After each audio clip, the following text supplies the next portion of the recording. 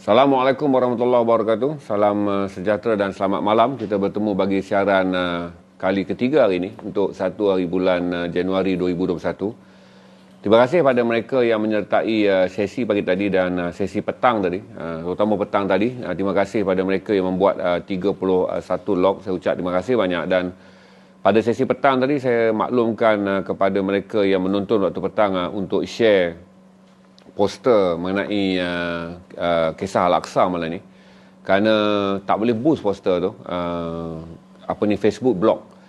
Ini kali kedua kita kena. Dulu waktu kita turunkan dalam YouTube sesi Al-Aqsa, YouTube juga ban sesi tu, walaupun dia dalam bahasa Malaysia, tapi dia ban dan dia kata tak sesuai untuk disiarkan di YouTube. Kemudian kita merayu, dia luluskan, tetapi dia kata tiada iklan dan tiada sebarang pembayaran akan dibuat. Itu okey lah. Cuma hari ni kena pula di Facebook, di mana poster tu tak boleh nak di boost kerana Facebook tolak. Selalunya saya tak selalu boost di Facebook, tapi kalau ada isu-isu penting je saya akan beli boost dalam RM25 untuk boost spesifik kepada mereka yang like dan follow Garasi. Tapi semalam dia tolak kerana saya tahu bahawa statement tu walaupun dalam bahasa Malaysia, detail saya buat mengenai apa itu sebenar cerita Palestin dan apa itu sebenar cerita Baitul Maqdis, Al-Quds ataupun Al-Aqsa ni. Apa itu sejarah pendudukan Israel ke atas bumi Palestin, apa itu disebut sebagai konspirasi Basel dan apa yang disebut sebagai konspirasi Balfour. Dia tak setuju mungkin kerana mereka menganggap ini adalah statement anti-Semitik ataupun apa saja yang dikaitkan dengan anti-Israel dibahasakan di dunia sebagai anti-Semitik. Jadi tak boleh nak boost. Dan terima kasih kepada mereka yang share poster tu daripada 19 naik hampir 60. Saya ucap terima kasih pada penonton di sebelah petang yang share. Yang masuk malam ni pun jarang saya minta share, tapi kali ni saya minta malam ni kerana kita nak merenung sejarah Al-Aqsa secara detail, agak panjang kerana saya akan cerita daripada sejarah Nabi Daud pergi kepada Nabi Sulaiman, kemudian pergi kepada King Nebukadnezar, kemudian kita akan pergi kepada sejarah kedatangan Empire Roman. Kemudian kita akan pergi kepada sejarah sidang Basel yang menemukan 200 pemikir dan juga jutawan Israel di luar bumi Israel ketika bumi Israel masih belum lagi wujud. Kemudian kita akan pergi pada Perang Dunia Pertama, jatuhnya Empire Osmania 1917. Kita pergi kepada penyusupan masuk secara haram imigran Yahudi dengan kerjasama British ke bumi Palestin pada tahun 1917 hingga 1948. Penaklukan Palestin oleh Yahudi di mana 700,000 rakyat Palestin dihalau keluar. Kemudian sampailah peristiwa perang tahun 1967 yang disebut Perang 6 Hari, yang menyebabkan akhirnya tebing barat jatuh sepenuhnya ke dalam cengkaman Yahudi, dan sejak itulah Al-Aqsa atau Al-Quds atau Baitul Maqdis ni ditakluk dan ditawan oleh Israel. Selain daripada cerita ni adalah cerita daripada bahan bacaan, kuliah-kuliah yang banyak saya dengar sejak saya muda, kerana perasaan terhadap Palestin muncul sejak saya muda lagi. Dan ini juga adalah kuliah-kuliah yang saya sampaikan di masjid-masjid dan surau-surau pada setiap 15 Mei bermula tahun 2016. Setiap 15 Mei saya akan pergi ke merata masjid untuk menyampaikan kuliah mengenai Hari Nakbah, kerana 15 Mei adalah Hari Nakbah, iaitu hari kejatuhan Palestin dalam perang tahun 1948. Jadi share, saya akan minta bantuan saudara untuk share sebanyak mungkin bagi kita berkongsi malam ini untuk saudara faham. Kebetulan kita sediakan banyak foto-foto supaya saya dapat jelas tentang apa itu Kota Lama, apa itu di dalamnya terkandung wilayah yang disebut sebagai Haram Asy-Syarif ataupun Al-Quds ataupun Al-Aqsa. Kerana untuk pengetahuan saudara, sekiranya Mekah Mukarramah dan Madinah Munawwarah disenaraikan tempat paling suci, jangan lupa bahawa dalam Al-Quran disebut 3 tempat paling suci. Yang satu lagi adalah Al-Quds ataupun Al-Aqsa, yang di dalamnya ada 6 masjid. Nanti saya akan cerita sejarah 6 masjid ni, kerana dia adalah dalam kawasan Kota Lama yang terbahagi kepada 3 agama Samawi, di mana Al-Quds dikuasai oleh orang Islam. Di dalamnya ada 6 masjid, iaitu Masjid Dum Al-Durraq ataupun Masjid Kubah Batu, Masjid As-Sakrah ataupun Kubah Biru. Kemudian kita ada Masjid Malik bin Marwan yang disempurnakan oleh Khalifah Malik bin Marwan daripada tinggalan tapak yang dibangunkan oleh Nabi Sulaiman 1000 tahun yang lalu. Kemudian kita ada Masjid An-Nabi, masjid yang di mana Nabi bersolat kali terakhir sebelum bermikraj ke Sidratul Muntaha dalam peristiwa Isra' Mi'raj yang kita raikan pada setiap 12 Rejab. Kita ada Masjid Al-Musholla dan kita ada Masjid Al-Salsilah Jadi ada 6 masjid dalam kawasan Al-Aqsa ni yang menjadi masjid suci, 3 masjid yang sangat terkenal dan 3 lagi masjid yang saudara tak dapat lihat di permukaan kerana dia berada di bawah tanah. Masjid yang berada di permukaan tu, kalau tengok dekat poster yang kami sebut sebagai kubah Dome of the Rock tu, yang menjadi simbol kepada Al-Aqsa kerana kubahnya itu disalut dengan emas, itu adalah masjid Dome of the Rock. Tetapi masjid utama sebenarnya adalah masjid kubah biru yang jarang kita nampak dalam gambar dan kurang diterampilkan kerana masjid tersebut adalah masjid yang paling kontroversi. Masjid yang dibina oleh Saidina Omar Al-Khattab. Di bawah masjid Dome of the Rock itulah tak nampak di permukaan, kecuali kalau saudara pergi, saudara kena turun ke bawah, adalah masjid Malik bin Marwan. Malik bin Marwan menyiapkan masjid yang ditinggalkan oleh Nabi Sulaiman 1000 tahun yang lalu.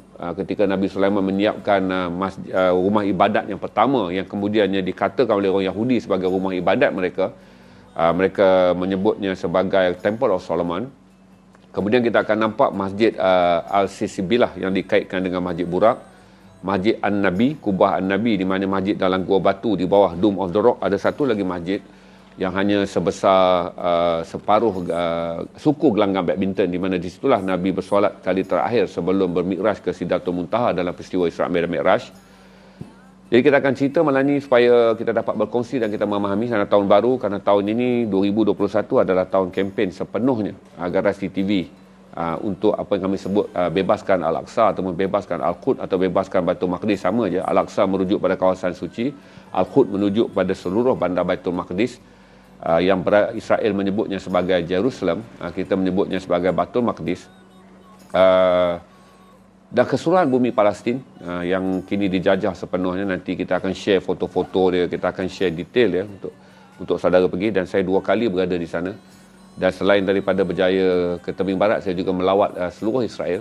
Saya juga sampai ke Tel Aviv pada 2006 dan 2008, menziarahi Tel Aviv dan melawat apa yang disebut sebagai bandar yang dibangunkan setelah jatuhnya Jaffa City milik Empire Osmania. Kemudian dinaikkan sebuah bandar baru diberi Tal Aviv. Tal Aviv bermaksudnya, Tal bermaksud bukit, Aviv bermaksud musim bunga, kerana bukit tersebut pada musim bunga akan tumbuh bunga-bunga yang indah. Tetapi kemudiannya dijadikan bandar, dan hari ini kalau saudara melihat Tel Aviv, itulah asalnya.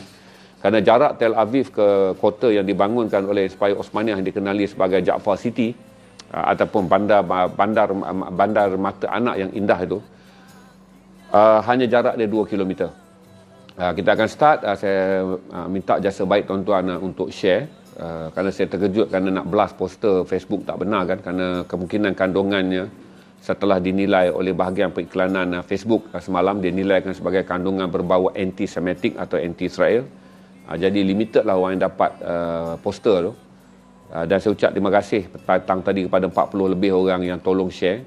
Jadi sekarang dah live, saya minta saudara tolong share lagi supaya kita boleh bercerita untuk membuka tahun 2021 dengan merenung secara dekat dan secara jihad apa itu sejarah Masjidil Aqsa dan kenapa ia perlu dipertahankan, dan kenapa Garasi memilih tema tahun ini. Bagi semua tema yang Garasi akan buat sepanjang 2021 adalah temanya bebaskan Masjidil Aqsa.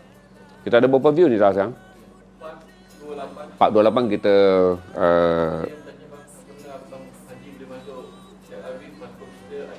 ya, okey.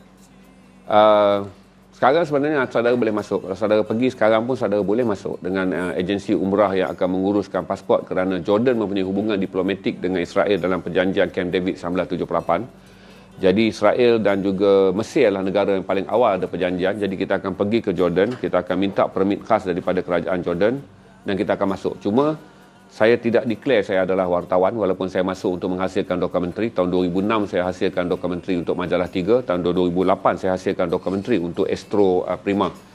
Jadi saya tak declare, saya hanya declare diri saya sebagai seorang arkitek yang datang untuk merakamkan foto-foto bangunan lama untuk saya menghasilkan kerja arkitek saya. Jadi itu penyamaran yang saya buat. Tetapi walaupun begitu, saya 7 jam saya di soal siasat di sempadan Al-Lembai, kerana saya tak masuk daripada Gaza melalui Rafah, tapi saya masuk melalui Jordan menggunakan sempadan King Abdul Aziz menuju ke border yang dikawal oleh pihak Israel, yang dinamakan Al-Lembai. Untuk pengetahuan saudara, semua pintu masuk ke Palestin dikawal oleh Israel. Kena faham Walaupun wujud bumi yang warna hijau disebut Palestin, yang mana bahagian putih dalam peta tu disebut wilayah yang diduduki Israel, Tetapi seluruh sempadan pintu masuk, sama ada ke Gaza, ke tebing barat pun, adalah sepenuhnya 100% dikawal oleh tentera Israel. Polis Palestin hanya berkuasa di Ramallah saja, iaitu ibu kota negeri Palestin, Ramallah. Itu pun tiada senjata api dibekalkan. Mereka hanyalah polis biasa saja yang diberi sebagai perkataan dalam bahasa Inggeris adalah Palestine Authority. Perkataan dalam bahasa Malaysia disebut pihak berkuasa Palestin. Jadi sempadan sepenuhnya dikawal. Kali pertama saya masuk, saya disoal siasat dah 7 jam. Kali kedua saya masuk adalah 11 jam. Jadi saya kena isi borang, kena jawab, isi borang, kena jawab. Diinterview oleh pelbagai lapisan pegawai immigration Israel sebelum dibenarkan masuk, kerana dia tahu kita pegang pasport Malaysia, dan Malaysia adalah negara yang sejak tahun 1956 ketika Tengku Abdul Rahman memilih menyertakan Malaysia dalam OIC ataupun Kesatuan Negara-Negara Islam ni. Malaysia telah dilihat sebagai musuh utama Israel. Kita tak ada hubungan diplomatik. Kesemua sejarah kita dalam tempoh bermula 56 hinggalah tahun saya pergi 2006-2008 tu, Malaysia adalah negara yang sangat agresif menyokong Palestin dan sangat agresif dalam mengkritik Israel. Jadi tak mudah untuk masuk. Kalau saudara buat umrah, saudara diberi permit sebagai pilgrim, iaitu orang yang datang menunaikan umrah, tetapi sebagai pelancong tak mungkin dia benarkan orang Malaysia masuk. Tapi 2 kali saya try. Tak boleh bawa peralatan kamera yang mereka boleh tahu saya adalah wartawan. Jadi kita hanya menggunakan Sony 3CCD saja, sebuah kamera amateur untuk menghasilkan dokumentari. Saya terpaksa bercakap dekat dengan kamera kerana mic pun tak boleh bawa kerana takut dia syak, kata takkanlah pelancong datang dengan peralatan equipment penggambaran yang sempurna. Untuk apa-apa pun, Mahfuz, kita play dulu pengalaman saya berada di tembok tu. Untuk saya tak banyak saya simpan, ada DVD dia di rumah, tapi saya tak sempat nak suruh Mahfuz load. Kita tengok ni je lah, stand up dulu. Ada ready Mahfuz? Kita play stand up di tembok yang memisahkan Baitul Maqdis dan Bethlehem. Kau view ni dah. Lebur kacang jendela, maut berderubuh, mayat masih di situ, jari merah kecil, erat menggenggam baju basah, airnya mandikan Gaza. Tembok ini satu lagi simbol kekejaman rejim Tel Aviv terhadap penduduk Palestin. Kami kini berada di tembok yang memisahkan perkampungan Abu Dis di West Bank ataupun tebing barat dan As-Sayaf di sebelah Jerusalem. Tembok ini antara sejumlah tembok yang dibina dengan tujuan keselamatan, tetapi sebenarnya di mata dunia dia lihat sebagai satu tembok untuk memisahkan penduduk Palestin dari wilayah ke wilayah. Berinjak kakinya doakan. Kalau kita akan balik pada sejarah panjang, kita dah ada 500 lebih sekarang. Okey, hampir 600 sudah boleh mula dah sekarang. Kalau tak ada, nanti tengok saja preview. Kalau Mahfuz load ke dalam YouTube, kalau dia orang lepas kan boleh preview daripada YouTube ya. 1000 tahun sebelum kedatangan Nabi Isa alaihissalam, iaitu 3000 tahun daripada sekarang, Nabi Daud alaihissalam telah naik ke puncak sebuah bukit bernama Zion. Ini kalau saudara nak tahu asal-usul dia, ada sebuah bukit bernama Zion, bukit tu. Itu bermula perkataan Zionis. Apabila Nabi Daud naik dan dia menyampaikan ucapan kepada umat dia bahawa pada satu masa inilah tanah yang dijanjikan. Pada waktu itu tidak digariskan tanah yang dijanjikan itu apa, cuma nampak dari luas mata memandang daripada puncak gunung Zion tu. Dikatakan inilah tanah yang dijanjikan. Maksudnya Allah telah janjikan kepada mereka, orang-orang Yahudi yang beriman kepada agama Allah, inilah tanah yang akan menjadi negeri mereka, kerana pada waktu itu tanah tersebut belum lagi menjadi negeri orang Yahudi yang beriman kepada Nabi Daud alaihissalam. Untuk kita, Nabi Daud adalah Nabi, tapi bagi orang Yahudi, Nabi Daud adalah raja. Sebab itu dia panggil King David. Dia tak kata prophet, yang mereka menyebutnya sebagai Nabi Daud. Ucapan Nabi Daud ini kemudianlah pada tahun 1896 digunakan oleh seorang pelobi Yahudi yang sangat terkenal di Jerman bernama Theodor Herzl. Theodor Herzl pada tahun 1866, dia telah mengumpulkan 200 orang pemikir dan jutawan, mereka yang berpengaruh dari kalangan orang Yahudi yang tak ada negara. Saya belum sampai situ, saya akan cerita dulu. Bila Nabi Daud membuat perjanjian tersebut, dan orang-orang Yahudi sampai sekarang percaya yang disebut oleh Nabi Daud itu, inilah tanah yang dijanjikan tu, anda akan dapat lihat pada bendera Israel. Selain daripada 5 bintang tu, dia ada 2 garis berwarna biru di atas bendera tu, garis lentang tu. Maka garis tu dia kata tanah yang disebut oleh Nabi Daud dalam kisah di atas Bukit Zion itu adalah sungai. Bermula daripada sungai Nil di Mesir dan berakhir di sungai Euphrates di Iraq. Dia kata itulah negara Israel yang disebut oleh Nabi Daud ketika beliau menyampaikan ucapannya kepada kaum Yahudi 3,000 tahun yang lalu. Jadi kalau saudara sebut the greatest Israel, bererti Israel mengimpikan untuk memenuhi cita-cita Zionism ni yang dibentuk pada 1866 adalah meluaskan jajahan takluknya sampailah ke sungai Nil di Mesir dan sampailah ke sungai Euphrates di Iraq. Sebab tu saudara faham bahawa bukan saja kita percaya 5 bintang tu sebagai simbol utama Yahudi, tetapi melihat negara Israel yang paling berbahaya adalah 2 garis biru di atas benderanya. Kerana 2 garis biru itu adalah merujuk kepada sungai dan kedua-dua sungai itulah dikatakan sempadan negara yang disebut oleh Nabi Daud ketika dia berucap di atas puncak Bukit Zion. 40 tahun kemudian Nabi Sulaiman membina tapak ibadat yang pertama untuk orang Yahudi yang beriman kepada Allah. Tapak binaan tu yang dibina, yang kada dengar dalam ceritanya tu, di mana dia diarahkan jin Afrit untuk membinanya. Dan apabila bina, Nabi Sulaiman wafat, jin masih lagi bekerja. Hinggalah Nabi Sulaiman, tongkatnya reput dimakan anai-anai, Nabi Sulaiman rebah, barulah jin berhenti bekerja kerana baru menyedari Nabi Sulaiman telah pun wafat. Jadi masjid itu tak pernah rumah ibadat yang dibangunkan oleh Nabi Sulaiman tak pernah siap. 500 tahun selepas itu, bumi Byzantine yang didiami oleh orang Yahudi ini telah diserang oleh kerajaan Babylon. Babylon sekarang ni adalah kerajaan yang berada dalam negeri Iraq. Empire yang sangat besar dengan rajanya bernama Nebuchadnezzar. Jadi 500 tahun sebelum Masihi, iaitu 500 tahun selepas wafatnya Nabi Daud dan juga Nabi Sulaiman, Nebuchadnezzar telah menyerang dan menghalau orang Israel keluar daripada bumi dia. Jadi hujah sejarah-sejarah, orang Islam tidak pernah menghalau keluar orang Yahudi daripada tanah airnya. Orang Yahudi melarikan diri dengan banyaknya pergi ke Afrika.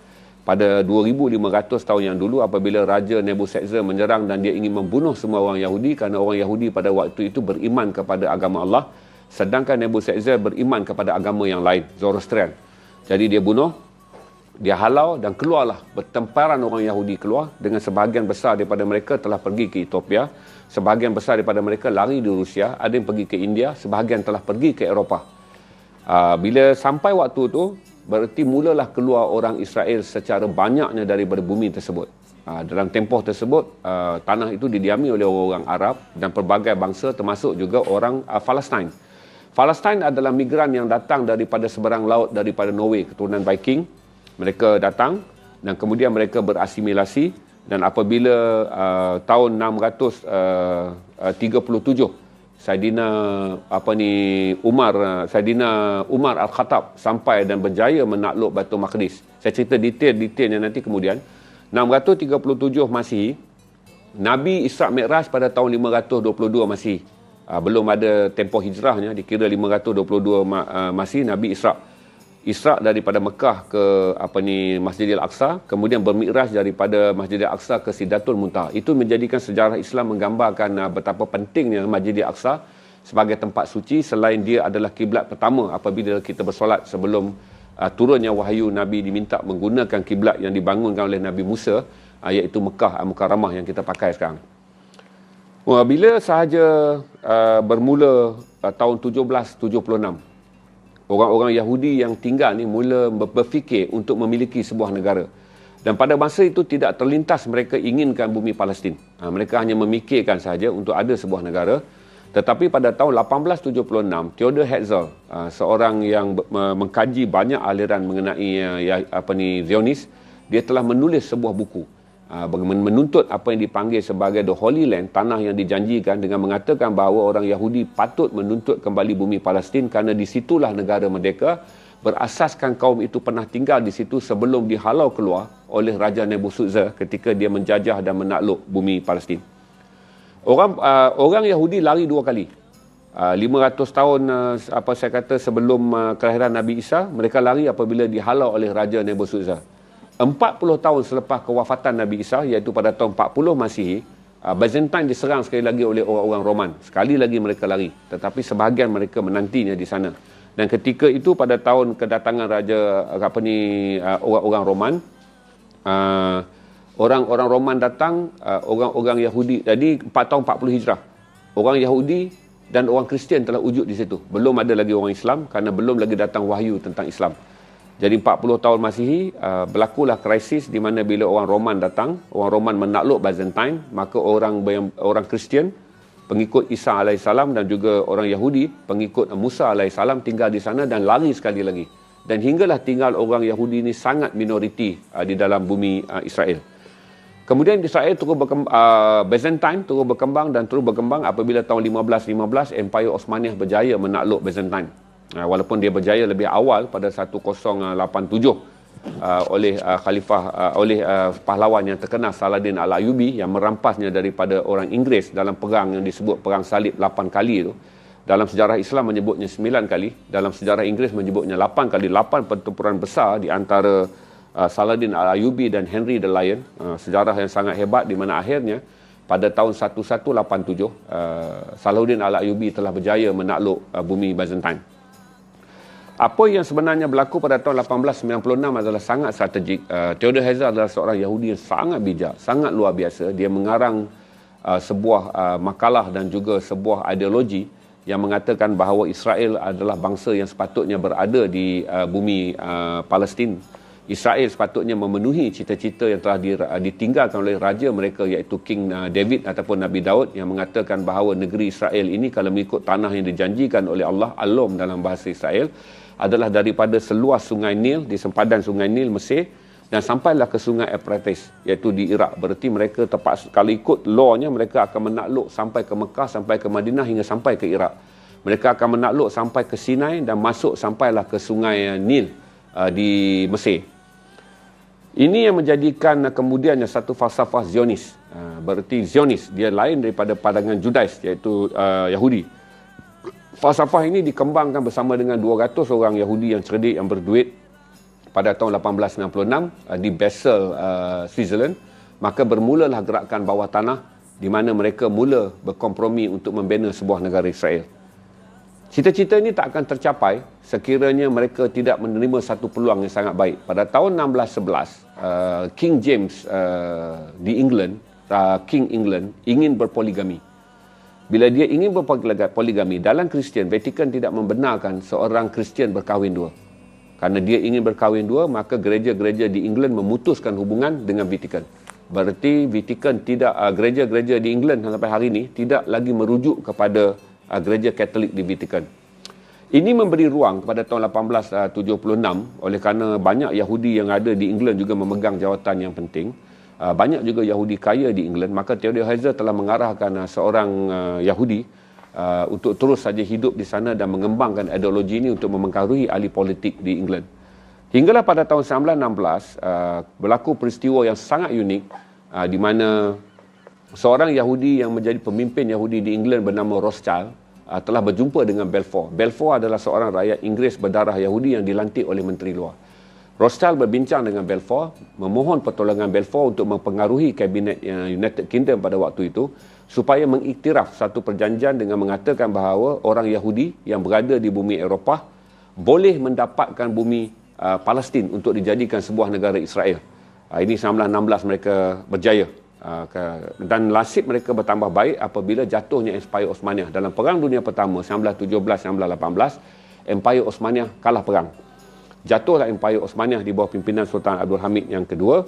Berarti peluang orang-orang Yahudi untuk kembali ke dalam bumi Palestin jelas kerana ada perjanjian pada tahun 1917. Maka pada waktu itu Rothschild dan rakan-rakan sekutu Israel yang berada di Eropah bekerjasama dengan Balfour, Menteri Luar United Kingdom, dengan membawa sedikit demi sedikit orang Yahudi masuk untuk dengan tujuan mengatakan bahawa mereka datang untuk beribadah kerana di situlah adanya tapak suci Kuil Sulaiman yang dipanggil Temple of Solomon. Maka orang Yahudi masuk berdikit-dikit dan peristiwa ini penting kerana Perang Dunia Pertama menguntungkan Yahudi kerana England berjaya menakluk, Britain berjaya menakluk Byzantine atau Palestin dan jatuhnya Empire Osmaniyah.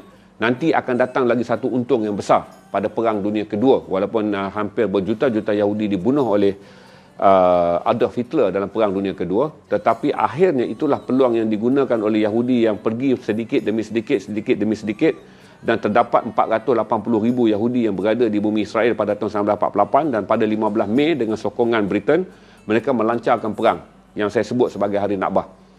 Tetapi antara tahun tersebut, lepas saja 1896, mereka bertemu, mereka ada banyak duit. Usaha yang pertama, mereka telah menghantar beberapa orang wakil untuk berjumpa dengan Sultan Abdul Hamid yang kedua, iaitu ketua Empire Osmaniyah, untuk membeli tanah. Jadi delegasi ini pergi dan bertemu dengan Sultan Abdul Hamid kedua, Maharaja Sultan Empire Osmaniyah yang ke-34, Sultan yang terakhir. Dan mereka kata kepada dia mereka ingin membeli sebuah ladang di Palestin untuk dijadikan pertempatan milik orang Yahudi.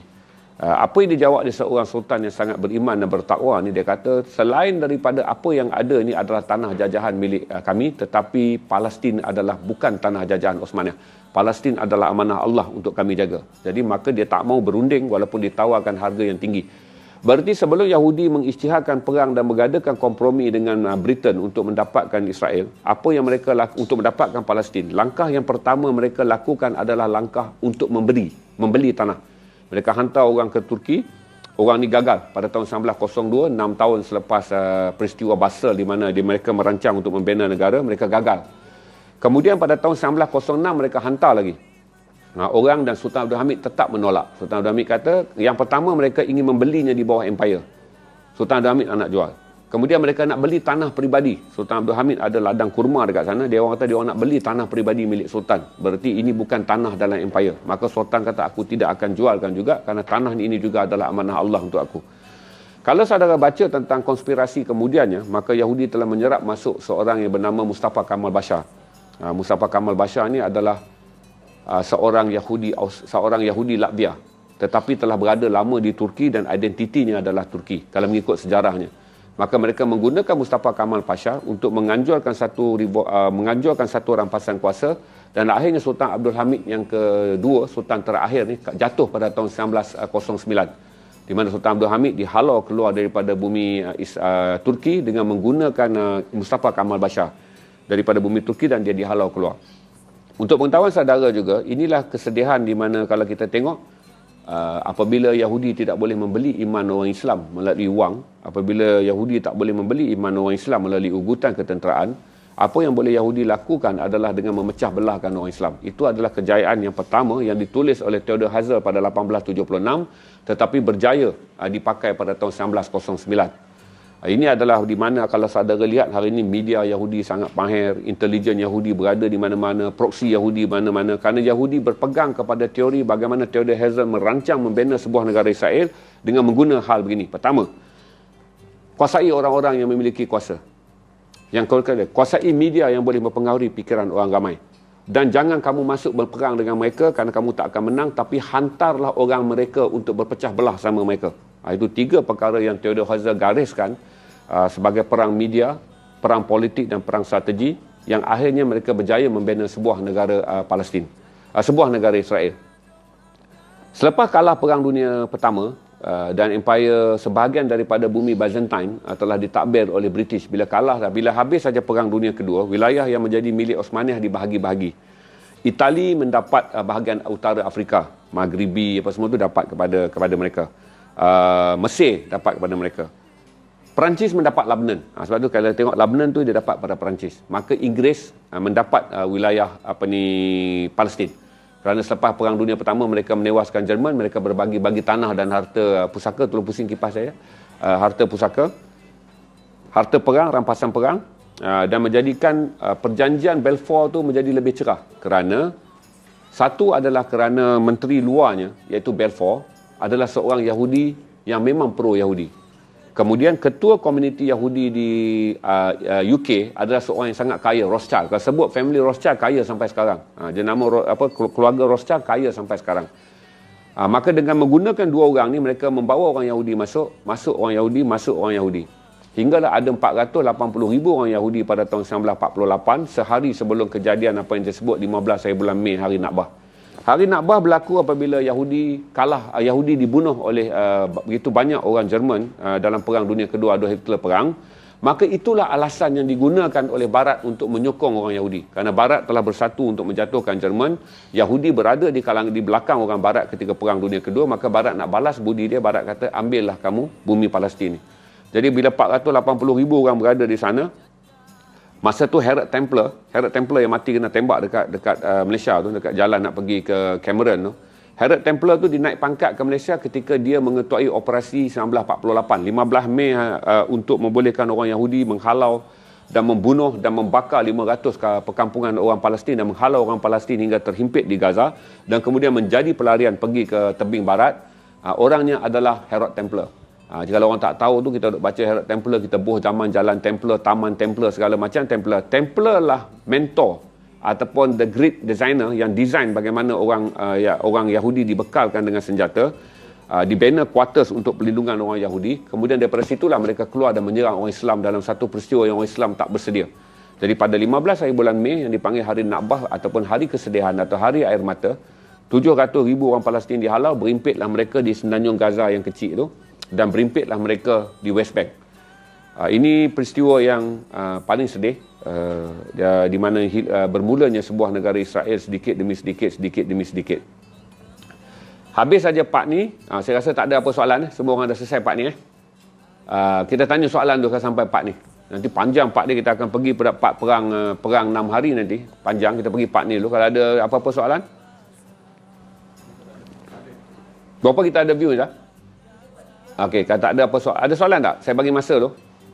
Kalau siapa yang tak faham apa daripada perjanjian Basel 1896, resolusi Balfour 1917, kedatangan kalah perang Islam, jatuhnya Empire Osmania 1917, dan kemudian saya cerita bagaimana Yahudi menang perang dengan pertolongan United Kingdom melalui Sir Herod Templar pada 15 Mei 1948. Okey, kalau dah tak ada soalan, Yahudi ingin terus meluaskan negara dia. Kerana saudara faham saya sebut tadi kan, impian mereka untuk membina The Great Israel adalah daripada seluas sungai Nil tu, sempadan sungai Nil sampai ke sempadan sungai Euphrates di Iraq.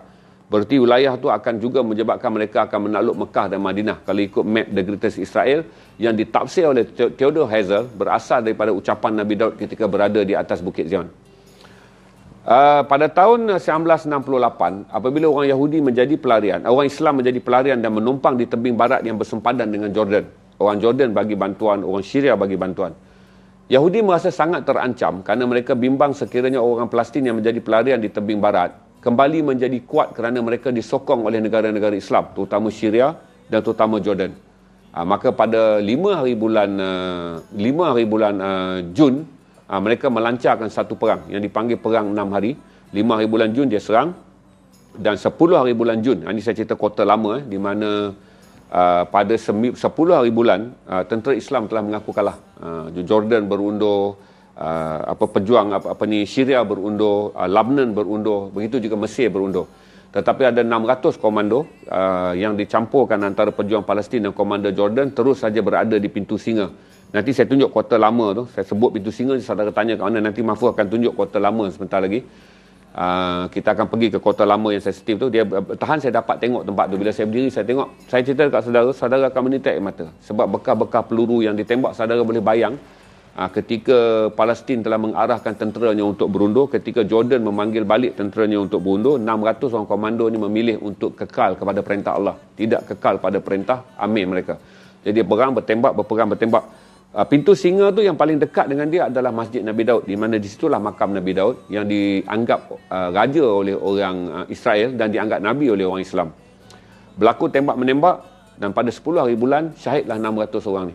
Makam mereka ditanam di luar kawasan Masjid Aqsa. Kalau kita pergi, setiap kali kita pergi, pelawat akan kata berdiri dan bertafakur dan baca Al-Fatihah, kerana ini adalah makam jihad orang-orang yang mempertahankan Masjid Aqsa ketika dia diserang oleh Israel pada 5 hingga 10 hari bulan. Jadi bermula pada 11 hari bulan Oktober, Israel membina sebuah lagi negara mereka di Baitul Maqdis. Maka di situlah, kerana Masjid Al-Aqsa berada dalam Baitul Maqdis, maka Masjid Al-Aqsa juga menjadi sebahagian daripada tanah jajahan British. Kita akan pergi sekarang kepada map. Mahfuz tunjuk gambar kota lama. Okey, kota lama, saudara akan nampak kota lama tu. Nampak tak masjid yang kubah biru? Itu adalah Masjid As-Sakra. Bila Nabi bermikraj daripada Mekah ke Madinah, Di situlah dia turun daripada sayap Jibril dekat Masjid Biru tu. Nampak bumbung biru tu. Okey, bumbung biru tu apabila Saidina Abu Bakar sampai pada tahun 637 Masihi, Saidina Abu Bakar tak pernah pergi tapi dia ingat cerita Rasulullah kerana dia sahabat, kerana dia ahli syurga, maka Tuhan buka hijab dia nampak bahawa di situlah Nabi turun daripada sayap Jibril dan dia tandakan, dia kata bangunkan sebuah masjid di sini. Ada masjid itulah Masjid Kubah Biru. Saudara nampak Kubah Biru tu. Dalam cerita yang lain pula, Nabi berjalan hingga 7 kali pernafasan. 7 kali pernafasan, Nabi sampai di tempat yang saudara nampak tak, yang kubah kuning tu. Itu adalah Dome of the Rock ataupun dikenal sebagai Masjid Kubah Batu. Kenapa kubah batu? Kerana di bawah kubah tu sebenarnya bukan lantai rata untuk semayang. Kalau saudara masuk di dalam kubah tu adalah puncak gunung sebenarnya. Di antara sisi-sisi puncak tu ada salah satu sisi di mana di situlah Nabi berdiri dengan burak dan bermikraj ke Sidratul Muntaha. Jadi itu kenapa Masjid Kubah Biru tu dan Kubah Kuning tu menjadi penting. Tetapi di dalam tu saya cerita, bawah pada Masjid Kubah Biru tu yang tak nampak dalam peta ada lagi masjid, iaitu Masjid Malik bin Marwan. Di bawah Masjid Kubah Biru itulah Yahudi kata itu adalah tapak Masjid Nabi Sulaiman. Memang kalau kita pergi kita akui, kerana tiang-tiang lama, kerana semua lama, memang kita nampak ada tapak masjid. Disahkan oleh para sejarawan bahawa itulah Masjid Nabi Sulaiman. Tetapi untuk menuntut itu sebagai negara Israel, tak betul. Kerana orang Israel telah lari meninggalkan negara dia, bukan dihalau oleh orang Islam. Yang saya kata tadi, mereka lari meninggalkan negara mereka pada 500 tahun sebelum Masihi, apabila datang Raja Nebuchadnezzar. Nebuchadnezzar datang dan serang dan jajah dan bunuh orang-orang yang beriman kepada Allah melalui agama Nabi Musa pada waktu itu, menyebabkan Yahudi lari. Tapi mereka klaim kerana itu adalah induk bagi agama Yahudi dan dibangunkan oleh salah satu lagi raja. Sama juga Sulaiman tidak dianggap Nabi, seperti Daud bapaknya, Sulaiman juga dianggap raja, King Solomon. Dia nak tapak tu. Jadi saya dah nampak kan, Kubah Biru, bawah tu kita tak nampak. Dalam Islam dinamakan Masjid Malik bin Marwan. Kerana apabila sampai zaman Khalifah Malik bin Marwan, dia kata Abu Bakar dah bina masjid berdasarkan daripada tapak yang dipercayai, yang diyakininya sebagai tapak Nabi turun daripada sayap Jibril ketika Isra' dari Mekah ke Madinah. Tapi bawah tu ada tanah kosong kerana batu-batu lama yang dibina Masjid Jin tu, yang dibina oleh oleh pejin ketika Sulaiman tu, tak siap. Dia takut kotor, dia bangunkan masjid. Sangat besar. Lah masjid di bawah tu 4-5 kali ganda lebih besar daripada Masjid Kubah Biru tu. Dinamakan Masjid Malik bin Marwan. Masjid Malik bin Marwan inilah yang dituntut oleh orang Yahudi sebagai tapak Temple of Solomon. Ya, sejarah-sejarahnya fakta mengatakan memanglah itu tapak yang dibangunkan oleh Nabi Sulaiman. Tetapi faktanya pula, kenapa kamu tidak mempertahankannya? Sulaiman membangunkannya pada 960 tahun sebelum lahirnya Nabi Isa. Kenapa kamu lari meninggalkan masjid yang tapak yang kamu kata suci pada tahun 500 sebelum Masihi, ketika datang tentera Nebuchadnezzar dan membunuh kamu semua? Jadi itu alasannya. Berarti dari segi sejarah negara bangsa, mereka kehilangan hak negara bangsa kerana mereka meninggalkan bumi tersebut apabila diserang oleh Nebuchadnezzar ataupun Empire Babylon. Untuk pengetahuan saya nampak tak tembok rata di sebelah tu? Di sebelah Masjid Biru tu ada jurang kan? Masjid Biru tu hujung je, bawah tu ada jurang. Dan kemudian saudara nampak Yahudi angguk kepala. Kan ada tembok. Mahfuz akan tunjuk satu gambar Yahudi sedang berdiri dekat tembok. Okey. Atas tembok tu lah Masjid Kubah Biru. Bawah Masjid Kubah Biru tu adalah Masjid Malik bin Marwan. Jadi kalau kita masuk ke dalam Masjid Malik bin Marwan, kita bersolat, punggung kita tu menghala ke arah tembok yang Yahudi sedang angguk-angguk tu. Wailing Wall. Dipanggil tembok tangisan ataupun tembok harapan. Kenapa mereka dalam ibadah dia, kenapa dia wujud perkataan mereka pergi hanggut-hanggut dekat tembok tu? Kerana mereka ingin melihat wajah Tuhan. Dia kata kalau dia masuk ke dalam tu, ambil tapak Nabi Sulaiman punya rumah ibadat yang pertama, berarti lengkaplah agama Yahudi. Kerana Yahudi memerlukan tapak masjid, tapak rumah ibadat yang pertama yang dibangunkan oleh Sulaiman. Yang Islam kata tak boleh. Kami telah membina masjid di atas oleh Saidina Abu Bakar. Dan kemudian masjid di bawah oleh Malik bin Marwan. Dan kami tinggal di sini ketika kamu meninggalkannya kerana kamu takut kepada kalah perang dengan Nebuchadnezzar pada 500 tahun sebelum Masihi, dan 40 tahun sebelum Masihi pula kamu meninggalkannya sekali lagi apabila datang orang-orang Roman menyerang bumi Byzantine. Kamu tidak menjadi sebahagian daripada Kristian Palestin dan sebahagian daripada Islam Palestin yang kemudiannya berjuang untuk mempertahankan masjid tersebut. Ini cerita dari segi hujahnya. Saudara nampak kan kata tembok tu, itu nak faham sekarang itu je. Yang kawasan 4 yang Mahfuz sedang tunjuk tu, itulah kawasan Al-Aqsa. Al-Qud ni lain. Al-Qud adalah seluruh Baitul Maqdis adalah Al-Qud. Seluruh bandar Baitul Maqdis besar adalah Al-Qud. Tapak yang dijadikan tu adalah tapak yang mahfuz tanda dalam map tu je. Petak 4 segi yang saudara nampak kubah kuning, kubah biru tu. Itulah tapak Al-Aqsa, Haram Asy-Syarif, di mana diharamkan orang kafir untuk masuk ke dalam tu. Beza dia. Jadi Al-Qud adalah Baitul Maqdis yang sekarang disebut Jerusalem. Batu tergantung berada di bawah kubah berwarna kuning. Bawah batu kuning. Bawah kubah biru hanya ada satu masjid saja, iaitu Masjid Malik bin Marwan, yang Malik bin Marwan menyiapkan rangka yang ditinggalkan oleh Nabi Sulaiman. Selesai. Di bawah masjid kuning tu adalah masjid An-Nabi, di mana masjid batu tergantung. Dia bukan batu tergantung, tuan-tuan. Dia hanyalah puncak bukit. Bila puncak bukit tu, dia ada lubang untuk masuk. Di mana sebelum Nabi bermi'raj, Nabi solat yang terakhir, solat yang lama. Sebelum datangnya solat yang Allah turunkan setelah Nabi naik ke Sidratul Muntaha. Nabi solat di solat terakhir. Maka dimaksud kubah An-Nabi. Tak ada batu tergantung. Dia hanyalah tunggul batu yang menjadi puncak gunung. Tapi oleh kerana Saidina Abu Bakar datang, dia kata di sinilah Nabi bermi'raj bersama dengan Jibril dan juga Burak. Maka ditanda luas. Saya rasa saudara sebesar gelanggang badminton. Luasnya batu tu. Batu tu gitu. Jadi kita boleh solat sikit je. Pada solat Jumaat, orang Islam akan bersolat dalam Masjid Kubah Biru tu. Kita solat dekat Kubah Biru, ataupun tengah tanah lapang antara Kubah Biru dengan Kubah Kuning tu, semua orang solat Jumaat di situ. Okey, tu solat Jumaat. Orang wanita saja yang akan bersolat Jumaat di dalam Masjid Kubah Kuning. Sebab Masjid Kubah Kuning tu 3/4 daripada masjid adalah batu, puncak gunung. Jadi kubah tu dia buat untuk menutup puncak gunung yang suci, tempat Nabi bermi'raj ke Sidratul Muntaha. Kubah biru dibina oleh Abu Bakar sebagai memuliakan tapak Nabi Mi'raj, iaitu Nabi Isra daripada Mekah ke Masjid Al-Aqsa. Jadi antara dua jarak tu adalah jarak Nabi berjalan sebelum dia ke Sidratul Muntaha. Itu saudara nak faham Masjid yang dikatakan batu tergantung, jangan harap batu tergantung, tukar. Kata Kubah An-Nabi. Masjid Kubah An-Nabi di bawah bumbung Kubah Kuning tu. Dia berada di bawah perut gunung. Jadi antara dua, tadi saya katakan Masjid Biru, As-Sakra. Bawah As-Sakra, Masjid Malik bin Marwan. Dua masjid dah. Kubah Kuning dikenal sebagai Dome of the Rock atau Masjid Kubah Batu. Di bawahnya adalah Masjid An-Nabi, Masjid Nabi. Antara dua tu saya tak dapat nak tanda, tapi antara dua jarak tu di situlah ada Masjid Musallah. Masjid Musallah. Dan satu lagi adalah Masjid Al-Sasabil yang di-refer kepada di situlah Nabi melihat Burak sedang menantinya. Jadi dekat tempat Burak yang nanti pun Abu Bakar bina satu masjid kecil je. Kalau kita masuk, kita boleh solat dalam 30 orang je. Itu ada 6 masjid dalam kawasan tapak suci tu. Jadi itulah yang Yahudi nak, kerana dia nak tapak dia tu, yang saya kata kubah biru tu kan. Bawah tapak tu lah. Itu yang sekarang ni kalau kubah biru tu, kalau saudara tengok daripada udara, ni kubah biru dah duduk ujung tanjung lah. Lembah gunung tu turun begitu, Yahudi sedang mengangguk kepala di bawah ni. Kerana dia kata, tembok tu menghalang daripada dia melihat wajah Alum. Dia Allah dipanggil Alum. Teori dia yang dicipta oleh para rabai yang dipengaruhi oleh teori Hazar, dia kena cipta satu ritual untuk membuatkan orang Yahudi sentiasa nakkan tapak tu. Dan orang Islam tak akan bagi tapak tu, kerana tapak tu telah digazet oleh Saidina Abu Bakar apabila dia sampai pada tahun 637 Masihi. Abu Bakar kata inilah kawasan yang Nabi sampai pada tahun 622 tu. Nabi sampai 15 tahun sebelum dia sampai. Di sinilah kawasan yang terbabit dengan peristiwa Isra' dan Mi'raj. Maka digazetkannya situ sebagai Haram Asy-Syarif, tanah suci Asy-Syarif.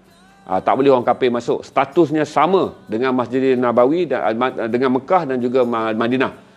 Di mana kalau kamu bersolat di Mekah dan Madinah, kamu diberi 1000 pahala. Dan kalau kamu bersolat di Masjid Al-Aqsa, kamu diberi 500 pahala. Itu Allah sebut di dalam Al-Quran, dan Nabi sebut tentang kedudukan tempat tu. Jadi dah faham itu kedudukan dia. Kenapa Yahudi nak? Kerana lorong tembok tu yang nampak pada hujung peta tu dan gambar Yahudi mengangguk. Itu saja.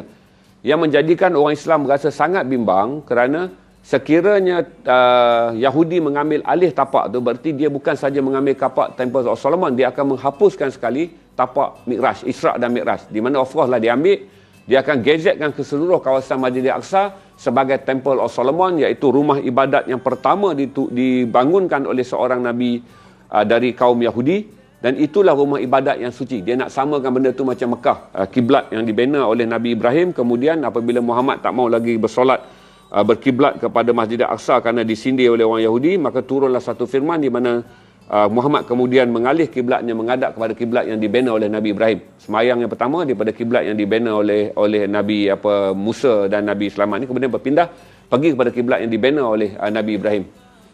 Itu cerita dia, untuk saudara faham kenapa hari demi hari orang mula melupakan kedudukan tempat ni. Orang mula abaikan.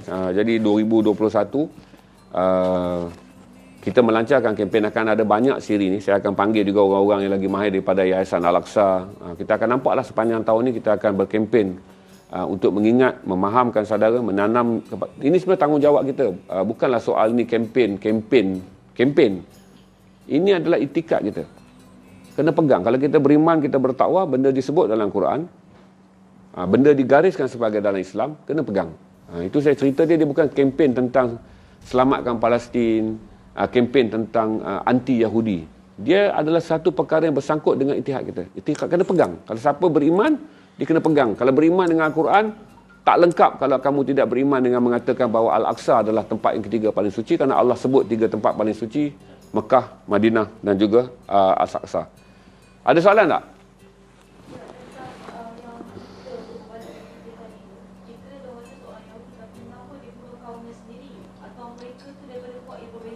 Puak yang berbeza.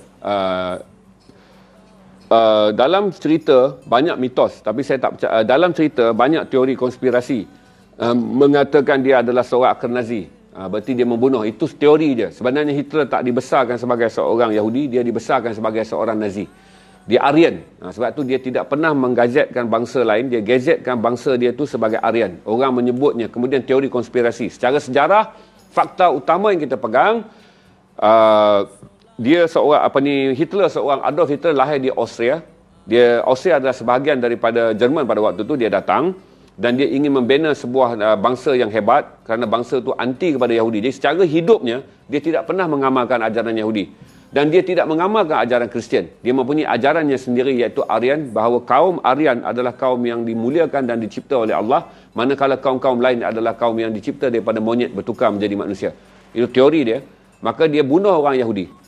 Dalam semangat dia, kalau waktu tu dia nak ambil majoriti, dia kena membangunkan semangat Aryan, sebab orang Aryan yang paling ramai, bukan orang Yahudi. Jadi saya tak terima teori itu. Kalau dengar balik dalam ceramah Ustaz, buka saja Ustaz Aini, Auni. Buka Ustaz Auni, dia kupas penuh. 12 mazhab Israel dia kupas penuh. Pergi dekat Ustaz Auni menjelaskan teori ini.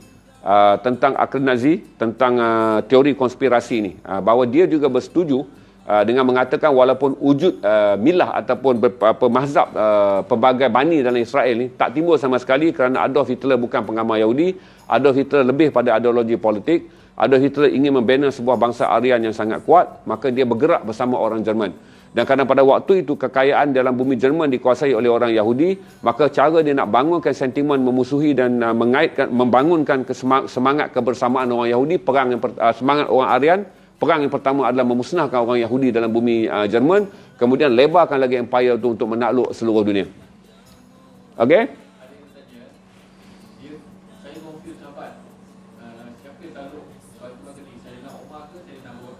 Sayyidina Abu Bakar. Yang kedua, saya selalu Sayyidina Umar. Saya selalu keliru. Dia adalah Sayyidina Umar. Saya selalu confuse sebab Abu Bakar. Umar Al-Khattab. Menakluknya pada tahun 637. Iaitu setelah Nabi Isra' Mi'raj pada tahun 162. 2 tahun selepas Nabi wafat, Sayyidina Abu Bakar menjadi khalifah tak lama. Dia wafat, naiklah Umar. Maka Umar memulakan perang. Untuk pergi dia hantar Khalid bin Walid. Khalid bin Walid perang, menang banyak perang, sampailah di Homs. Kemudian berlaku krisis di mana Khalid bin Walid lebih ditaksub. Maka takut Khalid bin Walid ini ditaksub melebihi daripada seorang manusia biasa. Maka akhirnya Umar mengambil alih. Dan waktu Umar nak menyerang Baitul Maqdis, orang-orang dalam Baitul Maqdis telah memilih untuk menyerah diri. Maka bila dia orang serah diri, Umar menurunkan 3 perintah. Kamu tak boleh menunggang kuda masuk ke rumah orang suci. Kamu tidak boleh membunuh mana-mana wanita dan kanak-kanak. Kamu tidak boleh membunuh mana-mana orang Yahudi yang berada di dalam masjid dan berada di dalam gereja dan berada di dalam sinok. Sinok adalah rumah suci orang Yahudi. Tempat dia pidato tu betul-betul di luar daripada gereja yang tempat Nabi Isa lahir. Luar. Jadi maka dibangunkan satu menara, maka menara itu dinamakan sebagai Menara Pidato Abu Bakar. Menara Pidato Abu Bakar. Saya selalu confuse sebut Umar, sebenarnya Abu Bakar. Khalifah. Saya selalu menyebut Abu Bakar, sebenarnya adalah Umar Khattab. Apa kaitan Yahudi dengan iluminasi? Panjang cerita dia. Kalau kisah saya lebih berfikir katakanlah Knight Illuminati dia lebih pada The Knight Templar. Walaupun orang kata Freemason ni dia teori konspirasi ni banyak. Tapi saya lebih percaya bahawa ini adalah The Knight Templar. Knight Templar ni apabila Islam datang dan kemudian Raja Sepanyol nak buang. Knight Templar adalah segolongan orang yang menanam kepercayaan bahawa mereka adalah penjaga salasilah Nabi Isa. Walaupun Isa ni tak ada anak, tapi mereka telah mencipta satu mitos Isa mempunyai anak hasil daripada hubungan dengan Magdalena. Jadi mereka kata anak tu dia orang larikan, dan anak tu keturunan sampai sekarang ni akan ada keturunan yang masih hidup yang mereka jaga, dan keturunan ni satu hari akan muncul menjadi Imam Mahdi untuk memimpin dunia akhir zaman. Oleh kerana The Knight Templar ni dihalau keluar, dan waktu dia orang dihalau keluar, Raja England berkrisis dengan Vatican. Maka Knight Templar ni menyusup masuk dan berada di dalam orang Kristian di England dan mula berkembang. Kemudian Amerika dibentuk. Sebab Amerika negara muda, 1776, 1850-an baru Amerika maju, maka dia pergi. So kalau tanya saya, kalau banyak orang pun beritahu bahawa Illuminati dan Freemason adalah ajaran yang sudah pun lemah. Kerana daripada 4.5 juta pengikut yang mereka miliki pada tahun 70-an, hari ini hanya ada sekitar tak sampai 2 juta pengikut. Tetapi oleh kerana orang Islam, apa-apa berlaku dia suka kata Freemason, dia suka kata Illuminati. Sebenarnya gerakan itu menjadi besar di kalangan orang Islam kerana orang Islam juga mencipta kedua-duanya sebagai hantu yang perlu ditakuti. Sebenarnya tak wujud. Apa yang wujud adalah sahnya Yahudi, di mana Yahudi menguasai ekonomi, Yahudi menguasai media, Yahudi menguasai banyak perkara tentang Amerika, dan Yahudi menguasai banyak perkara tentang Eropah. Itu yang lebih penting. Illuminati ataupun Freemason gerakannya sangat melemah sekarang kerana walaupun 13 Presiden Amerika adalah mereka yang menjadi Freemason, tetapi cita-cita Freemason tak pernah berjaya kerana Freemason kemudiannya gagal bersaing pengaruh dengan Yahudi. Malah ramai orang mengatakan Yahudi buy over Freemason dan Illuminati, di mana yang berada dalam kedua-dua gerakan adalah mereka yang dibayar untuk bekerja dengan mengikut agenda Yahudi. Sebab saya tak fikir ada media yang disebut media Illuminati, tak ada media Freemason, tapi semua media utama di dunia, Time, AOL, Warner, yang ada CNN, yang ada Walt Disney, yang ada Paramount Pictures, yang ada segala macam movie saudara tengok, pemegang saham yang terbesar dan dikendalikannya adalah Yahudi. Saudara tengok syarikat muzik, Sony Music, apa muzik, semua muzik, ownernya adalah Yahudi. Jadi kalau tanya saya, jangan takut pada benda yang tak nyata, di mana hantu-hantu yang dijual, dia ni Freemason, dia ni Illuminati. Sedangkan musuh kamu yang nyata ada, iaitu Yahudi. Jadi saya lebih suka saudara berpegang kepada Al-Quran, iaitu lihatlah musuh kamu yang nyata, iaitu Yahudi. Daripada kita tergaba-gaba nak melihat perkara yang tak nyata, yang mitosnya dibesar-besarkan. Sebab pada tahun 1976, arwah Tuan Guru Nick Aziz telah membangkitkan isu dengan mengatakan bahawa gerakan Illuminati dan Freemason berkembang di Malaysia. Pada waktu itu dia menggunakan istilah Freemason. Kertas Kabinet 1976 boleh baca, saudara boleh Google dan baca saja kertas Kabinet Freemason. Di mana disahkan di Malaysia terdapat 2,000 orang Freemason dan seorang telah pun menjadi ahli parlimen. Dan kemudian KDN membuat kenyataan dengan dibacakan oleh Menteri Dalam Negeri pada waktu itu, Tengku Ghazali Syafi'i, King Gas, bukan Tengku Razali Hamzah, telah membacakan laporan dengan mengatakan hanya terdapat 2,000 orang saja pengikut Freemason di Malaysia.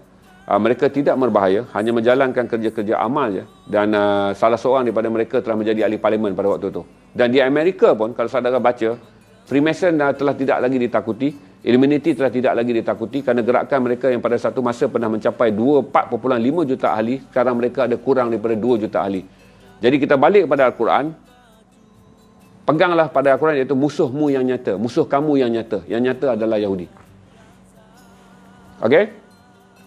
Ada lagi soalan? Ada. Sekarang yang Old City tu siapa yang tu? Ha? Old City. Aha. Sekarang siapa yang penduduk di situ? Okey, Old City. Baitul Maqdis didiami oleh kira-kira 800,000 orang Yahudi dan terdapat lebih kurang 2 juta orang Palestin. Tetapi di Baitul Maqdis, Old City ni, Mahfuz tunjukkan gambar Old City first, yang penuh tu. Dia terbahagi 3. Kawasan yang digaris yang ada masjid ke masjid tu, saya kata tu petak masjid tu adalah kawasan orang Islam. Turun saja ke tembok di hujung Masjid Biru tu ialah kawasan milik orang Yahudi. Di situ ada Torah School, di mana saya dah masuk ke Wailing Wall, saya dah masuk ke dalam sinok tu. Sebelah Wailing Wall tu ada sinok tapi tak ada gambar dia. Ada berpuluh rabai dalam tu. Saya masuk dan rabai-rabai pun dah berdoa kepada saya. Waktu tu saya pergi dan berjumpa rabai Yahudi yang dipanggil Ahlul Kitab. yang meraihkan saya. Kawan-kawan saya semua lari, tak berani masuk. Saya masuk dan pergi berjumpa dengan rabai yang besar, dan kemudian rabai yang besar keluar dan mengatakan kepada semua orang-orang Yahudi, kata izinkan dia mengambil gambar di mana yang dia suka. Saya masuk dan berbual dengan rabai. Kami bercakap sebagai Ahlul Kitab. Dia tahu saya seorang Muslim dan saya tahu dia seorang Yahudi Ahlul Kitab. Kedua-dua kami bersetuju tidak ada perlu keganasan dan pembunuhan. Kemudian dia kata kepada saya, kamu adalah saudaraku. Saya kata juga, ya, selagi kamu Ahlul Kitab dan kita tidak bermusuh-musuhan. Kemudian dia panggil semua rabai-rabai utama. Mereka mengangkat doa dan berdoa pada saya. Pada waktu itu anak saya sakit. Berdoa, saya pun berdoa dengan menyebut niat saya kepada Allah. Mereka berdoa dengan alum. Dan kemudian saya cerita pada saudara, di situ ada sekolah tahfiz yang sangat besar, Torah, iaitu mereka yang mengaji kitab Taurat. Besar sekolah tahfiz, ya, ada lebih kurang dalam 1,000 ke 2,000 orang murid. Sepanjang saya berjalan di situ, anak-anak Yahudi saya menegur saya, mereka diajar tertib untuk menghormati tetamu. Waktu saya sampai itu adalah hari Mehbah, di mana orang-orang Yahudi yang akhir balik bersunat cara Yahudi. Jadi ada mehbah, mereka menyanyi dan meraihkan anak-anak mereka, kerana bila sampai saja waktu bersunat, kerana orang Yahudi juga bersunat lelaki dan wanita, maka mehbah diraihkan. Saya sampai itu pada hari itu adalah hari mehbah tahun 2006. Orang Kristian berada di hujung sebelah sini, di luar pintu. Dia ada petak macam tu kan, Mahfuz tunjuk kan. Ini Masjidil Aqsa, ini kawasan orang Yahudi. Di hujung jalan panjang tu adalah milik orang Kristian. Di situlah ada gereja Sevda Nikza, tempat Isa disalib. Saya masuk ke dalam gereja tu. Kemudian saya tengok puncak Isa disalib, patung tu. Kemudian saya pergi ke tempat Isa dimakamkan, yang diharamkan untuk orang Islam percaya. Jadi masa saya nak masuk tu, church tu kata, are you Muslim? Ya, Muslim. Dia kata, please. Dia kata, dalam Islam benda ini akan menjadikan kamu terkeluar daripada agama, kerana Islam percaya Isa diangkat ke langit. Saya kata tak apa, memang saya datang melawat, saya nak ambil gambar. Baiknya rabai daripada Christian Corp ni, orang lain boleh masuk 3 minit je. Dia bagi tahu, kata saya ni ada diplomatik apa, dia bagi saya 10 minit untuk saya shoot. Shoot dengan itikad, kata ini adalah makam Nabi Isa yang dipercayai oleh orang Kristian. Sebab kita tak boleh percaya benda tu. Tapi saya pergi ke semua. Kawasan yang Isa disalib dikuasai oleh orang Katolik. Tempat makam Nabi Isa dikuasai oleh orang Kop. Tempat altar dipanggil, tempat Isa dibaringkan dan dimandikan, itu dikuasai oleh Kristian Ortodok. Dia pecah 3 dalam kuil tu. Dalam gereja tu ada 3 mazhab Kristian menguasai penjuru yang berbeza setelah mereka berunding dan berbagi-bagi kawasan. Okey? Ya, Zionis ada ideologi, Yahudi adalah bangsa, Israel adalah negara. Kalau disebut sekarang ni, tapi di dalam Al-Quran maka disebut Bani Israel. Jadi Bani Israel ni adalah 12 keturunan dia yang lari bersama Nabi Musa ketika Fir'aun nak bunuh Nabi Musa tu. Mereka ni beriman kepada Allah. Kita ni ada jiran Yahudi nanti di dalam syurga, tetapi Yahudi yang beriman kepada sebelum datangnya Muhammad, sebelum datangnya Isa. Jadi mereka ni beriman, tetapi apabila Fir'aun nak bunuh Nabi Musa, orang yang beriman dengan Nabi Musa lari itu yang laut terbelah tu. Lari menyeberang Mesir masuk ke bumi Palestin. Di situlah mereka hidup sebagai bangsa perantau yang meneroka negara bumi baru. Mereka ni ada 12 mazhab. Apabila sampai di sana, kabilah dia takut berperang kerana dia orang ada 12 bani, maka Nabi Musa mengarahkan menggali 12 telaga yang berbeza. Jadi bani. Sekarang kalau kita pergi ke sana pun kita nampak 12 mazhab berbeza tu. Mazhab yang ikat tangan satu, mazhab yang pakai kiflah satu, mazhab yang pakai topi petak satu, mazhab yang simpan ni satu, mazhab yang datang daripada Russia tu satu. Jadi ada 12 bani keturunan di dalam Israel, di dalam bangsa Israel. Jadi Yahudi merujuk kepada Yehud, iaitu merujuk kepada Nabi Yakub, berarti orang yang berdakwah pada waktu malam. Israel adalah merujuk kepada Bani Israel, manakala Zionis ni saja tak disebut dalam Quran. Kerana Zionis ni aliran yang direka pada aliran yang dicipta pada 1896 oleh Theodor Herzl dengan mengambil khutbah Nabi Daud ketika dia berada di puncak Zion. Maka satu masa Allah telah janjikan tanah ini untuk kita. Maka dia tafsir benda tu, apa yang disebut oleh Nabi Daud mesti dilaksanakan, iaitu ada tanah milik Yahudi. Dalam bendera bintang 5 ditariskan biru, satu adalah simpang sempadan di sungai Nil di bumi Mesir, dan satu lagi adalah sungai Euphrates di bumi Iraq. Kalau the greatest Israel, mereka percaya satu hari kalau mereka nak melengkapkan piagam Nabi Daud di Bukit Zion, itulah negara mereka. Maksudnya bukan saja mereka inginkan Masjidil Aqsa. Kalau mengikut the greatest Israel berdasarkan pidato Theodor Herzl mentafsir ucapan Nabi Daud, dia melangkah Mekah, Madinah sampailah ke Iraq. Itu the greatest Israel. Apa pandangan tuan Haji tentang naturalisasi negara Arab dengan Israel? Tentulah saya tak setuju. Naturalisasi ni tak sepatut berlaku. Disebut sebagai norma baru. Tapi saya fikir kata raja-raja Arab ni memang tak gunalah. Sebab tu saya kata apabila Arab dipimpin oleh golongan raja, golongan yang bermewah-mewah, golongan yang dahlah raja, dia meniaga. Mereka ni kaya raya kerana mereka adalah raja yang berkuasa dan raja yang meniaga. Apabila mereka meniaga, Trump menggunakan satu teori di mana untuk memakmur dan memajukan perniagaan anda, dia ada dua jiwa dalam dunia raja-raja Arab. Satu jiwa meniaga untuk jadi kaya raya, satu jiwa sebagai umara, jiwa sebagai pemimpin. Tetapi mereka lebih memilih untuk meniaga. Maka raja-raja Arab ni bermula dengan UAE, kemudian akan diikuti oleh Bahrain. Sudan dia terpaksa ikut sebab Sudan waktu Omar Bashar ni jahat.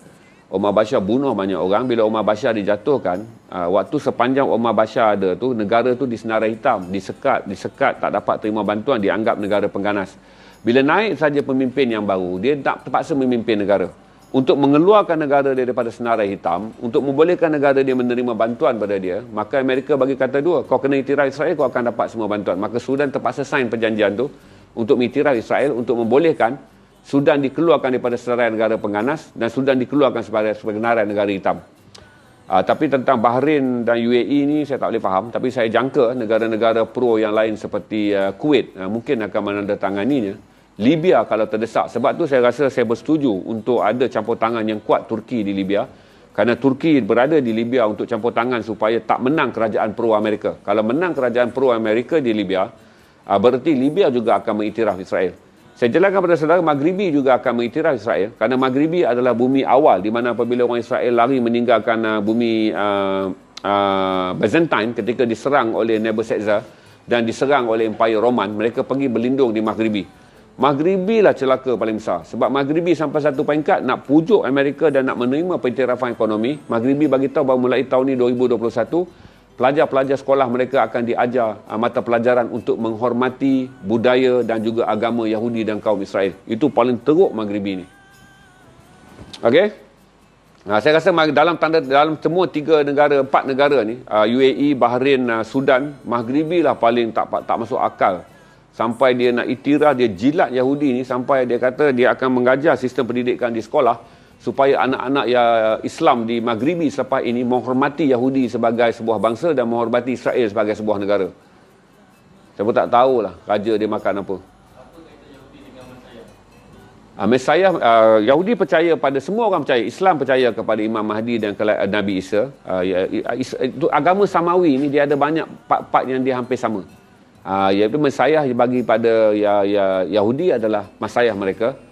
Mesiah bagi orang Kristian adalah Nabi Isa muncul kembali. Mesiah bagi kita adalah Imam Mahdi akan bersama dengan Nabi Isa.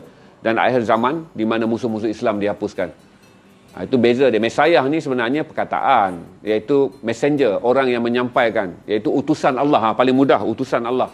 Jadi untuk akhir zaman, Yahudi dalam kitab dia pun ada utusan Allah dia. Kristian pun percaya ada utusan Allah dia. Kita pun percaya utusan Allah kita. Jadi tiga agama Samawi ni percaya akhir zaman masing-masing akan diwakili oleh Mesiah, iaitu pemimpin mereka. Dan tentulah kita yang beriman dengan Al-Quran kena menerima bahawa Mesiah kita adalah Isa AS. Okey? Kita dah sejam 5 minit. Bang, kita ke Israel dan di lorong dalam Masjid Al-Aqsa. Okey, saya dah pergi 2 kali dan saya dah berjalan masuk sampai dalam. Saya jumpa orang Palestin. Saya baik juga dengan 2-3 orang Israel.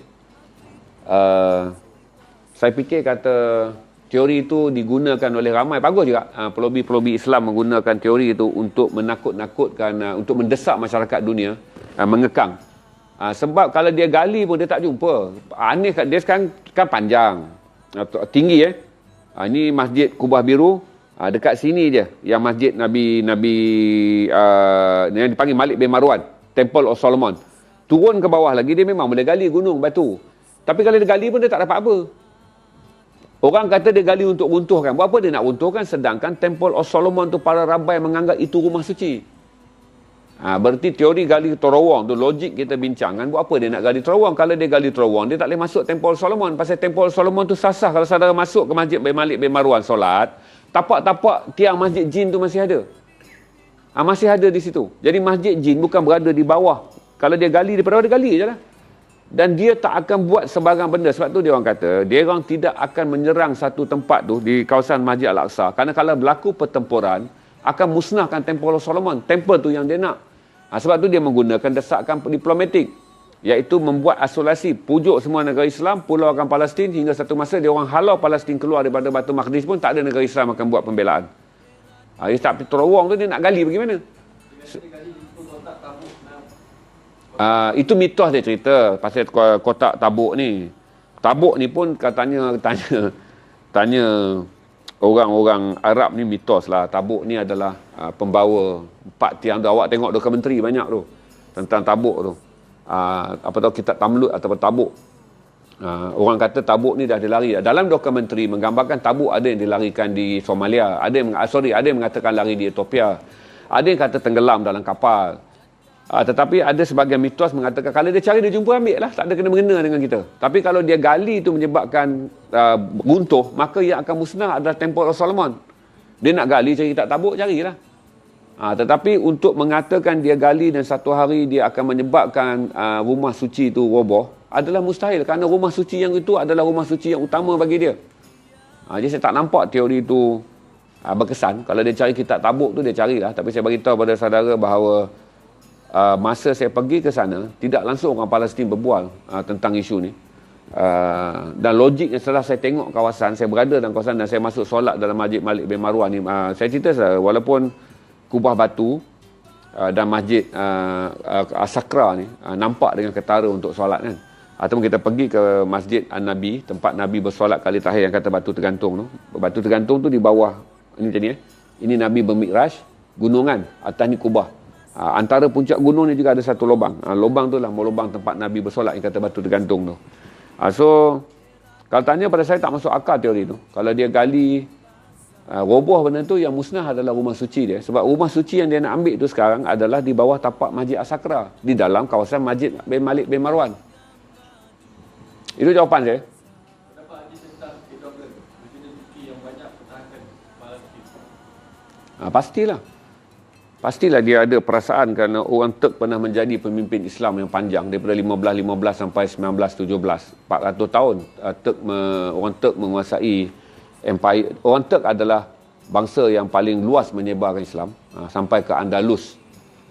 Okay, walaupun kita menerima Islam daripada sahabat-sahabat Nabi apa semua gini, tetapi apabila orang Turki membina empire, 400 tahun empire mereka, 402 tahun empire mereka.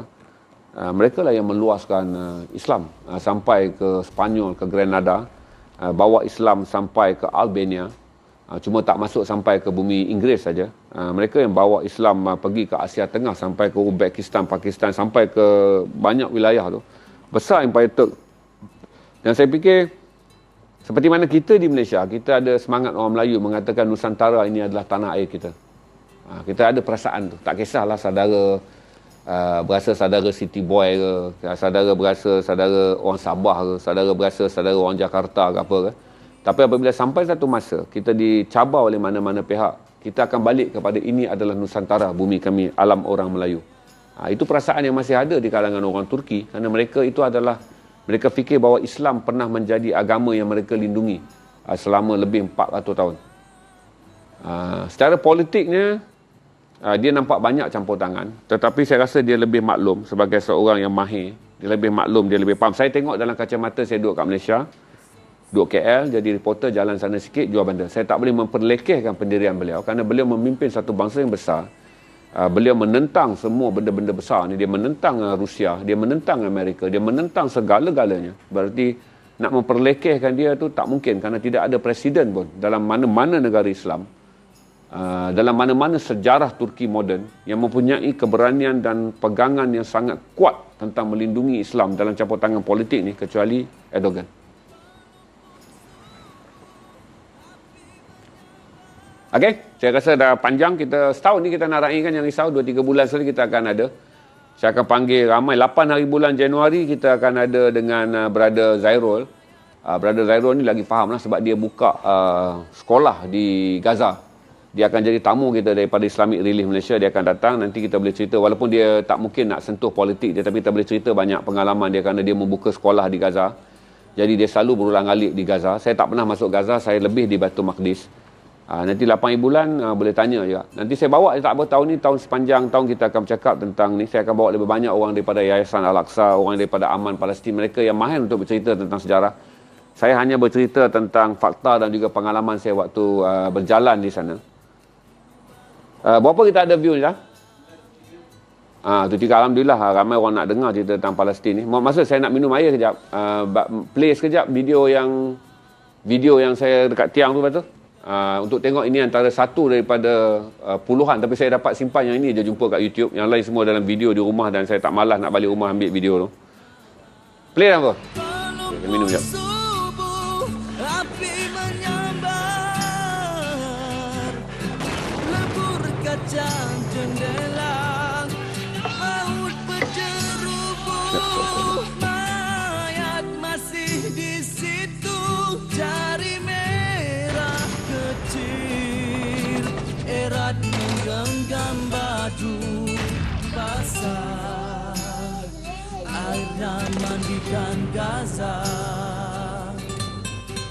Tembok ini satu lagi simbol kekejaman rejim Tel Aviv terhadap penduduk Palestin. Kami kini berada di tembok yang memisahkan perkampungan Abu Dis di West Bank ataupun tebing barat dan As-Sayaf di sebelah Jerusalem.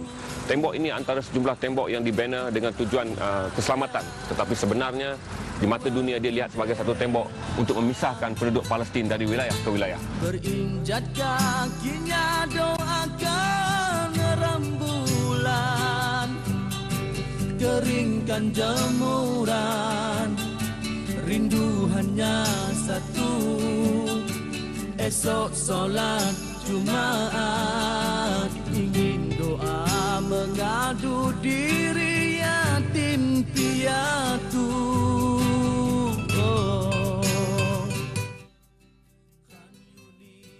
Agak ada persoalan yang boleh ambil satu dua lagi untuk saya jawab. Saya bukan ejen, pada otak boleh. Kalau ejen, kalau aku penat-penat satu hari, satu minggu 12 kali jual benda. Orang ni. Tak ada, saya cerita pada saudara lah. Saya buat kempen ni, saya boleh cerita saudara. Selain daripada Hasnul Khatimah, kita pun nak doa sekurang-kurangnya yang nak bagi kita dapat Hasnul Khatimah tu pun kena ada sebab. Orang lain mungkinlah dilahirkan dengan rajin solat, rajin apa. Saya ni ala kadar je. Walaupun dah pergi haji. Tapi saya haraplah kecintaan saya pada Masjid Aqsa tu menjadi asbab, katalah saya nak mati ni, datang gambar dekat saya kubah As-Sakra dan datang kepada saya gambar kubah Dome of the Rock, akan mengingatkan saya la ilaha illallah. Saya harap itu sajalah Hasnul Khatimah saya ni. Nak datang mati tu, nak jadikan kata asbab banyak sedekah, tak banyak sedekah pun. Kedekut juga orangnya. Nak kata banyak solat, tak banyak solat juga, tunggang langgang orangnya. Kalau nak kata banyak puasa, perut tak tahan, gastrik selalu. Bulan Ramadan tu lah insyaAllah 30 hari tu pun berkerut. Tapi saya harap, sekurang-kurangnya kerana daripada muda, saya ada perasaan yang sangat sayang kepada Masjid Aqsa ni. Jadi saya harap katalah apa-apa dalam hidup saya ni pun ada juga salah dia. Menyindir KJ semalam. Preview balik ada kot 15 kali duduk entang KJ saya jatuh basikal tu. Tapi saya harap sekurang-kurangnya Hasnul Khatimah saya datang kerana dalam hati saya ada Masjid Aqsa. Maksudnya kalau kita nak meninggal kan, orang kata apabila kita nak meninggal, apa yang paling banyak kita bawa dalam hidup, itulah yang akan berputar-putar dalam fikiran kita. Jadi saya harap kalau berputar-putar tu nampak kubah As-Sakra, nampak kubah Al-Aqsa, ingatlah saya sekurang-kurangnya la ilaha illallah. Jadi Hasnul Khatimah dengan asbab. Nak kata asbab saya ni banyak ibadat, lillahi ta'ala saya mengakulah ala kadar. Kalau dengan asbab kata mencintai Quran ni, cinta Quran tapi tak pernah lah kata hari-hari baca Quran. Saya ni tak macam orang Aceh. Kalau nak katakan cinta sejadah ni, sejadah saya kalau datang tengok macam seluar saya biru juga, tak berlekuk pun, dahi pun tak hitam. Berarti saya berharap, ya Allah kalau datanglah hari mati aku ni, pada bila-bila masa pun saya berdoa pada diri saya, dekatkanlah bayangan Masjid Aqsa tu sekurang-kurangnya, dengan tu aku akan ingat untuk sebut la ilaha illallah, untuk kemudian Hasnul Khatimah. Sebab Hasnul Khatimah kena datang dengan asbab. Bagi orang-orang abid, orang yang banyak beribadat, asbab untuk mereka mudah kerana mereka dah beribadat kuat. Takkanlah pada akhir hayat mereka akan dilupakan dengan kalimah la ilaha illallah. Tapi saya harap dengan sekurang-kurangnya kita mencintai Al-Aqsa. dengan sentiasa Al-Aqsa di hati kita. Jadi kalau kita nak mati tu, asbab tu lah akan menjadi kita ada lafaz la ilaha illallah. Okey.